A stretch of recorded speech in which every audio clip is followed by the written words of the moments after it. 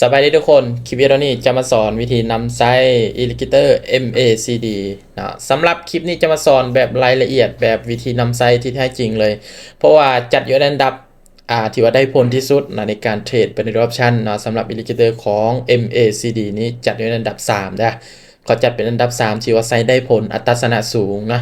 ถ้าว่าเจ้าอยากรู้วิธีนำไซต์อิลิเกเตอร์ MACD เจ้าเบิ่งคลิปนี้จบเจ้าจะนำไซต์เป็นทันทีนะสามารถเอาไปสร้างกำไรได้ในตลาดเนาะง่ายๆเนาะวิธีนำไซต์เนาะคือจุดนี้นี่เนาะเดี๋ยวจะมีทุนอยู่48เหรียญมาเทรดราคาของ XRP เด้อในมื้อนี้เป็นตลาดของวันอาทิตย์ไป25เหรียญเลยในลักษณะนี้ซื้อขึ้นนะเป็นอย่างคือกดซื้อขึ้นนะตอนนี้เราจะเห็น MACD อยู่ทางหลุมนี้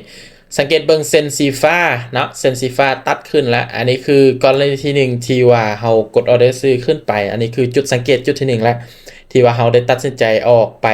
ในออเดอร์ซื้อเนาะหรือว่าออเดอร์บายในครั้งนี้แล้วบัดนี้เรามาสังเกตเบิ่งวอลลุ่มหากเกิดขึ้นเนาะวอลลุ่มซื้อเนาะวอลลุ่มซื้อของ MACD เด้อวอลลุ่มของ MACD เนาะตัวนี้เนาะออเดอร์แรก25เหรียญหลังจากออเดอร์แรกเขาวินไปเนาะเขาก็สิมาเบิ่งอีกเทื่อนึงเนาะว่าเวลามันตัดขึ้นปุ๊บเนาะเขามาสังเกตเบิ่งเส้นสีฟ้ากับสีส้มนี้มันยังเสลี่ยงกันไปบ่ถ้าว่าห่างออกจากกันแสดงว่ามันจะมีแห้งขายพักดันแหละเนาะตอนนี้แห้งซื้อกำลังยู่ขึ้นเนาะมันหากระตัดขึ้นเด้เนาะมันหากระตัดกันขึ้นได้นี่ก็ถือว่าบ่มั่นใจปานใดเนาะไปน้อยๆเอาไป11เหรียญเนาะแต่ว่าจะเลือกซื้อขึ้นเด้อเป็นอย่างคือบ่มั่นใจในเดือนนี้เพราะว่าคือแจ็คไดวอลแม่นป่ะถ้าว่าเส้นสีส้มกับสีฟ้าเนี่ยมันห่างออกจากกันแสดงมันจะมีแห้งขายเข้ามาแล้วมันจะมุงบอกว่าแห้งขายพยายามผลักดันลงมาเนาะถ้าผลักดันปุ๊บเนาะแทงซื้อนี่อาจจะเป็นแทงขาวเนาะถ้าว่าลงมาอีกอาจจะเป็นแทงขายเลยนะสำหรับแท่งเทียนของวอลลุ่มมันแต่เอาเดือนนี้เขายังซื้อขึ้นไปเนื่องจากว่ามันหากระตัดกันนะหากระตัดกันขึ้นแต่ว่าความเสี่ยงนี่มีเนาะมีอยู่ตลอดนั่นแหละเนาะเดี๋ยวเขามาเบิ่งออเดอร์ที่2ก็ถือว่าโอเควินไปในออเดอร์ที่2บัดนี้สังเกตเด้อมันจะขึ้นงามกายาเด้อสังเกตเบื้องนำกันเนาะกราฟเนาะมันจะขึ้นงามกายาเนาะมันเป็นเทรนอยู่แล้วตอนนี้มันปรับเป็นเทรนขาขึ้นอยู่แล้วเขาพูดเลยว่ากราฟมันปรับเป็นเทรนขาขึ้นแล้วบัดนี้เขามาสังเกตเบิ้งตัวนี้บัดนี้MACD เนาะพอเขานำใส่ MACD ได้ตอนนี้เขาจะขายลงมาได้เนาะขายเลยเป็นอย่างคือกดขายนะเขาสังเกตแล้วคือแจกวอลแต่ต้นมานะคือคอยวอลแต่ต้นมาเซนซิฟ้ากับสีส้มเนี่ยมันเริ่มห่างออกจากกันแล้วฉะนั้นมันจะบ่งบอกว่าแห้งขายมันเริ่มมาแล้วทุกคนเนาะฉะนั้นตอนนี้เขาสามารถที่จะขายลงมาได้เนาะเห็นว่ามันห่างออกจากกันปุ๊บเซนซิฟ้ากับสีส้มห่างออกจากกันเนาะวอลุ่มซื้อก็ยังเต็มเนาะถ้าว่าลงมาอยู่ประมาณนี้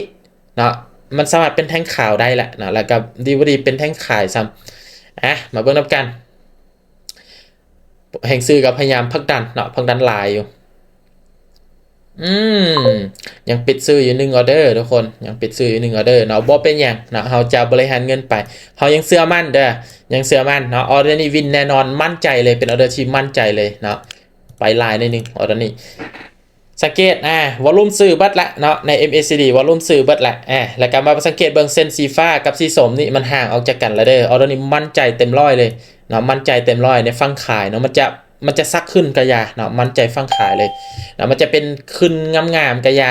แต่ว่าจะสังเกตเบิ่ง MACD แล้วมันขึ้นต่อบ่ได้แหละเนาะมันขึ้นต่อบ่ได้แหละมันห่างออกจากกันปานนี้แหละมันใจขายเลยเดี๋ยวนี้มันใจขายแบบเต็มร้อยเลยบ่วินกับบ่เป็นอย่างเนาะแต่ว่าคอยมีความมั่นใจในเทคนิค MACD เพราะว่าคนนำไส้มาเนี่ยบ่ผิดหวังเนาะในระหว่างที่มันห่างออกจากกันนี้ออเดอร์เมื่อกี้เนาะเฮาผิดพลาดนิดนึงเนาะบ่ผิดพลาดนิดนึงบ่เป็นอย่างนะเขามีการบริหารเงินอยู่ตอนนี้ก็ไปลายเนาะเพราะว่ามั่นใจเลยแหละเต็มร้อยเนาะสวยงามเนาะเต็มระบบตอนนี้ทุนเฮา48เหรียญขึ้นมาที่100กับ9เหรียญเนาะนี่ก็โบได้ยากเนาะสำหรับการเทรดbinary option เนาะถ้าว่าเรามีความรู้มีเทคนิคที่ดีเนาะซึ่งคลิปนี้เป็นการสอนวิธีนำไซต์อิลิเกเตอร์ของ MACD ถ้าว่าบ่เข้าใจสามารถคอมเมนต์ถามในใต้คอมเมนต์ได้เพราะว่าแจ็คจะเฮ็ดคลิปสอนให้ทุกคนได้เข้าใจนะใครที่อยากเทรดการแนะนำให้เทรดบัญชีทดลองก่อนเพราะว่าทุกการเทรดนะบ่ว่าจะเป็นการเทรดอย่างกะยามันมีความเสี่ยงสูงเจ้าหับมันได้บ่เนาะอันนี้ขึ้นกับโตเฮานะสำหรับคลิปวิดีโอนี้ก็เป็นการมาแชร์เทคนิค และวิธีนำไส้ของ Illustrator MACD เนาะถ้าใครบ่อยากพลาดคลิปวิดีโอดีๆต่อไปให้กดติดตามไว้เด้อนะสำหรับคลิปวิดีโอนี้บ๊ายบาย